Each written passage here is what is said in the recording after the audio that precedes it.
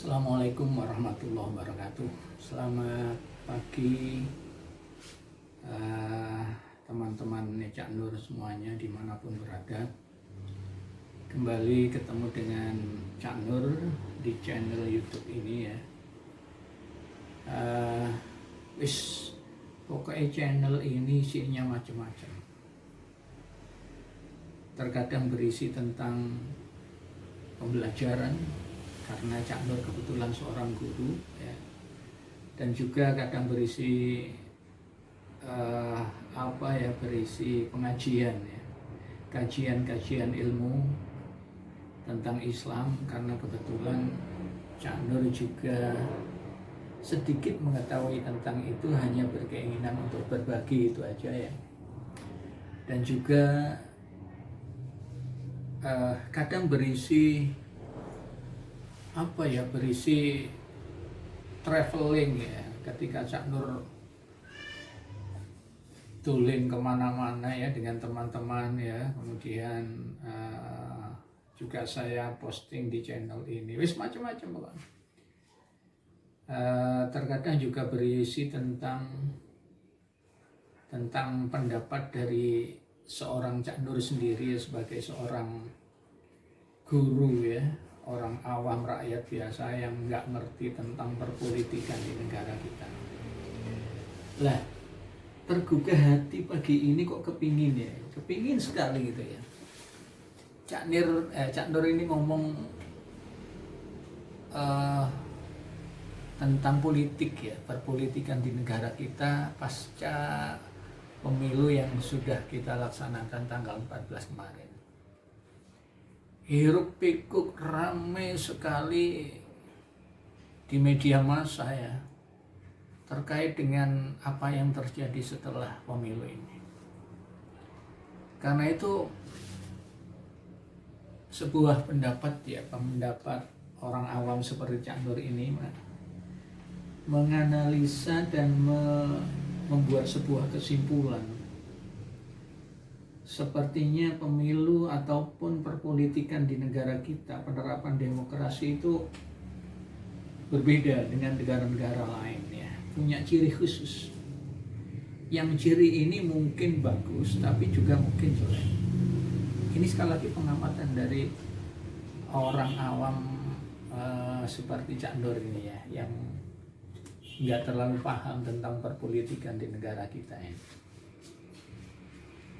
Ramai sekali di saat pemilu, kan memang pemilu itu sebenarnya ya, kita tahu ya, kita sadar pemilu itu pesta demokrasi yang amanah dari Undang-Undang Dasar 1945 harus dilaksanakan setiap 5 tahun sekali ya.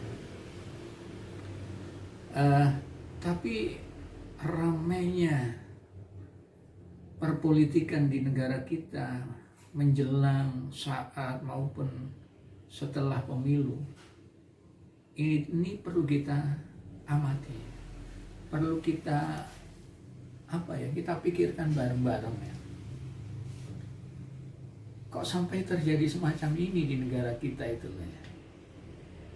Artinya Cak Nur berpendapat sekarang ini untuk menjadi seorang wakil rakyat, menjadi seorang pejabat ya, menjadi seorang legislatif, DPD, bahkan menjadi seorang presiden, wakil presiden, itu harganya mahal sekali ya. Mahal sekali. Bahkan kalau kita lihat ke belakang, itu sebenarnya bukan hanya pemilu semacam ini yang mahal harganya.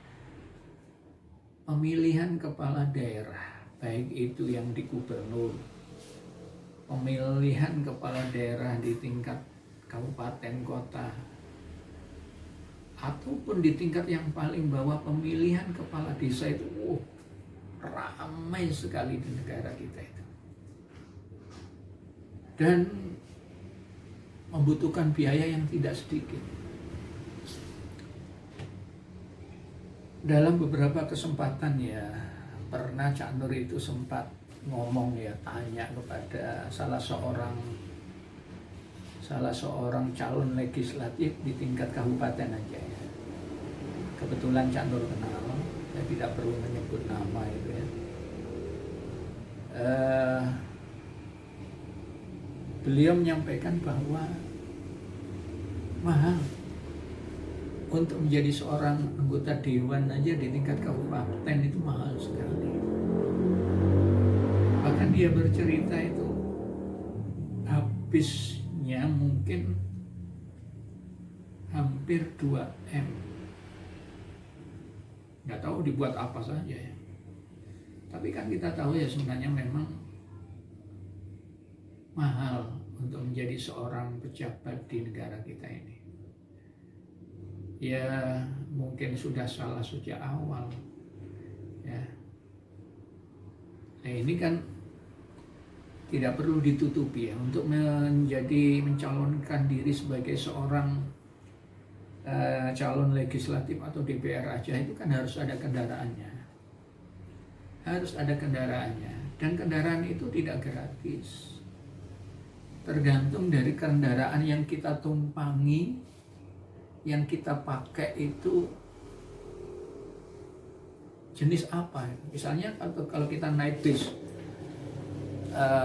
yang sleeper ya, oh pasti mahal ini, pasti mahal.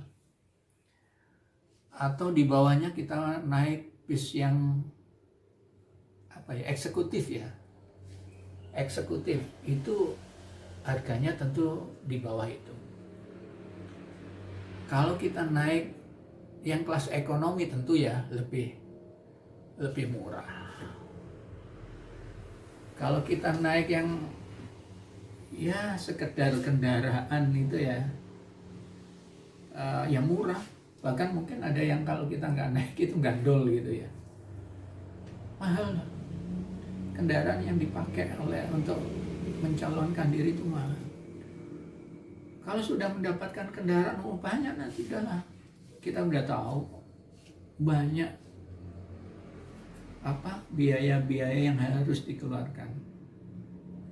Nah pertanyaannya mengapa ya pemilihan kepala daerah, pejabat di negara kita itu kok harus pakai ini gitu. Atau harus pakai ini tapi kok tinggi, kosnya itu sangat tinggi. Teman saya yang sempat berbincang-bincang dengan Cak Nur itu menyampaikan bahwa dia nggak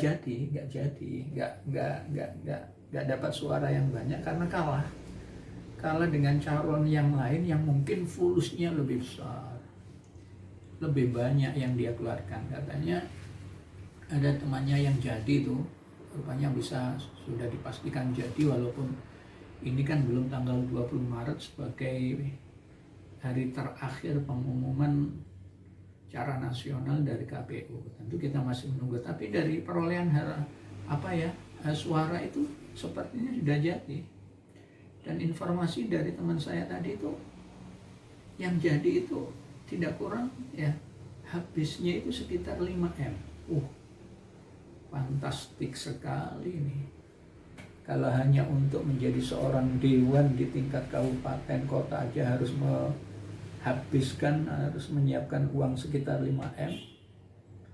Kita bisa bayangkan guys ya. Nah yang kalau kabupaten ini di tingkat provinsi piro, tingkat nasional berapa ya, hitung sendirilah.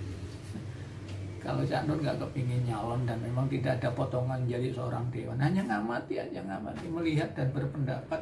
Yang terkadang pendapat saya itu mungkin nggak cocok dengan orang lain, apalagi bagi mereka yang mencalonkan diri. Benar atau tidak ya, wallahu a'lam ya. Ya mungkin disampaikan ada karena mungkin kekecewaannya nggak bisa jadi seorang dewan, akhirnya menyampaikan hal-hal demikian. Itu bisa jadi ya, bisa jadi. Tapi pada akhirnya yang jelas begini, kita lihat kan di media massa, calon sudah mengeluarkan banyak uang terus nggak jadi, wah siap-siap stres kawan, siap-siap ini. Karena itu dulu pernah ada pendapat bahwa kalau sudah pemilu usai rumah sakit jiwa itu ya di Menur, di Porong Lawang itu akan kebanjiran pasien orang-orang yang stres karena gagal mencalonkan diri, karena sudah habis uang banyak itu ya yang kita lihat itu ya.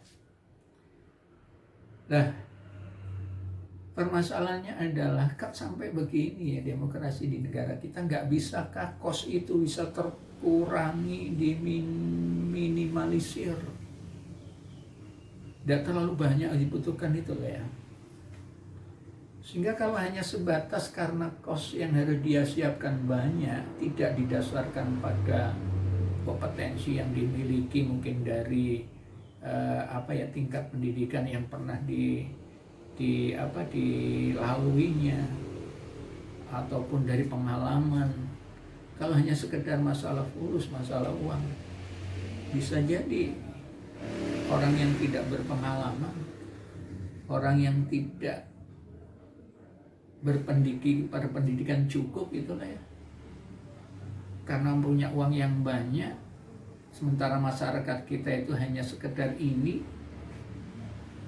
pilihannya, maksud saya maka jadi loh, kalau dari anggota dewan yang terpilih karena itu bukan karena kompetensinya, gimana nanti ketika beliau menjadi anggota dewan itu apa yang dikerjakan? Jadi menurut Cak Nur ini perlu dipikirkan ke depannya itu bagaimana formulasi yang tepat ya bagi calon-calon wakil rakyat yang akan duduk di DPR, baik yang di daerah, provinsi maupun yang di pusat sana, bahkan yang presiden dan calon presidennya. Dirumuskan itu ya, mungkin dasar kompetensi, pengalaman yang dimiliki, pengalaman berorganisasi dan lain sebagainya, itu menjadi satu pertimbangan itulah ya. Tidak semata-mata karena fulus, runyam kalau itu yang terjadi ya seperti ini. Kalau uang yang dikeluarkan banyak, mencalonkan diri terus gagal, maka belum pengumuman aja sudah kelihatan kalau kalah, maka akan mencoba mencari kesalahan, kecurangan, kelemahan dari lawan politik. Pasti itu. Ini teman-teman ya, pemilihan presidennya rame kan, calonnya 3, tapi sekarang masih tahapan dalam penghitungan real ya, berjenjang dari TPS ke TPS, ke kecamatan, kabupaten, provinsi sampai pusatan belum selesai. Kalau real count sudah, tapi yang resminya kan tunggu penghitungan yang secara manual ini. Ini udah rame. Yang menang udah berbangga diri, yang kalah mencoba mempertahankan diri, mencoba mencari kelemahan, kesalahan, apapun yang dianggap kecurangan bagi calon-calon yang lain. Orang sekarang ya, dianggap bahwa pemilu 2024 ini yang terburuk selama perjalanan pemilu di negara kita. Silakan aja berpendapat ya, silakan berpendapat. Terlepas dari itu memang ada kelemahan, ada kekurangan, ya sana sini pasti ada ya. Ini pemikiran dari Cak Nur aja ya. Pasti penyelenggara pemilu sekarang itu kekurangan ada, pasti ada itu. Sana sini ada kelemahan. Namanya manusia, yang namanya aturan, itu pasti ada kekurangan di dalam pelaksanaannya. Kita harus maklum, asalkan tidak fatal, asalkan tidak disengaja ya, maka harus kita hargai penyelenggara pemilu yang sudah bersusah payah untuk itu ya. Toh pada akhir-akhirnya belum selesai tahapan pemilu sampai pada pengumuman sudah ramai yang menemukan kecurangan lah, yang mencari kesalahan kelemahan lawannya yang sudah dihimpun, sudah disiapkan untuk digugat ke Bawaslu, ke DKPP, ke Mahkamah Konstitusi. Dan itu memang sah-sah saja ya, biasa, habis uang banyak, perjuangannya udah maksimal tapi kalah. Siapa yang nggak sedih ya? Pasti orang yang normal akan berusaha untuk mencari dan menggagalkan hasil yang sudah ada ini. Sampai-sampai yang terbaru ya, yang terbaru lah. Penghitungan belum selesai, belum diumumkan ya. Kecurangan yang sudah dikatakan banyak itu ya. Dibawa sekarang ke ranah yang politik. Dibawa ke DPR dengan satu harapan di Dewan itu ada interpelasi, ada hak angket. Tambah rame lagi nih. Ayo kita saksikan ya, kita amati, kita ikuti aja lah nanti bagaimana perkembangan perjuangan mereka yang kalah membawa ke Dewan, ke DPR dengan memprakarsai dan mendorong akan ada hak angket bagi Dewan ya. Kita tunggu aja lah, dan itu memang hak konstitusional dari setiap anggota, boleh, nggak perlu dilarang. Tapi kan mekanisme, menurut saya lagi, menurut Cak Nur ya, mekanisme di dalam pelaksanaan pemilu itu kan memang sudah ada. Kalau ada masalah-masalah pelanggaran pemilu, atau ada yang mengatakan kecurangan pemilu lah, baik yang bersifat administrasi atau masalah angka-angka ya, kan sudah ada wadahnya itu. Menemukan silakan laporkan ke Bawaslu biar ditindaklanjuti. Terkait dengan hasil nanti silakan ajukan ke Mahkamah Konstitusi, sudah ada, nggak usah bingung. Tapi masalahnya kalau itu belum ataupun tidak dilakukan, tapi malah dibawa ke ranah politik di Dewan. Aduh, lumayan rame nanti ya. Sehingga kita tinggal nunggu angket itu nanti berhasil terwujud atau gagal. Pastinya mereka yang kalah, dari paslon yang kalah itu akan mencoba untuk meyakinkan anggota yang lain dan tetap memperjuangkan agar angket itu ada. Tapi bagi calon yang sudah aman, yang sudah katakan sementara itu sudah dikatakan menang, yang dicari-cari kesalahannya, pasti akan berusaha juga untuk menggagalkan itu. Maka istilahnya rebutan anggota ini meyakinkan dan sebagainya agar angket itu gagal. Karena itu mungkin tinggal menunggu strategi apa yang dilakukan oleh para paslon yang mengusung hak angket agar bisa terwujud, dan strategi langkah apa yang diambil oleh paslon yang menang untuk menggagalkan itu kita tunggu. Mereka kan orang-orang pinter katanya. Apa yang kita lakukan, mari kita simak dan kita saksikan. Andai angket itu berhasil diwujudkan dan bisa diterima oleh anggota Dewan dan harus jalan, kita lihat apa yang menjadi poin-poin yang akan diselidiki itu. Sementara ini biasanya kan kalau angket itu untuk menyelidiki pelanggaran-pelanggaran yang dilakukan oleh pemerintah terhadap pelaksanaan undang-undang. Itu biasanya, sehingga kalau itu sepertinya kalau sudah dibawa ke ranah politik dan angket terjadi, ujung-ujungnya nanti mungkin ini campur lagi yang orang bodoh yang berpendapat ini hanya kepingin aja, itu ujungnya pada pemakzulan daripada Presiden Jokowi, pemberhentian yang dianggap menyimpang dari undang-undang dan sebagainya. Tapi untuk pemilu ya kita tunggu apakah bisa nanti anggota Dewan itu menyelidiki KPU menyelidiki KPU, si penyelenggara pemilihan umum, Apakah undang-undang memang mengatakan demikian boleh itu? Ya, kita tunggu gimana hasilnya.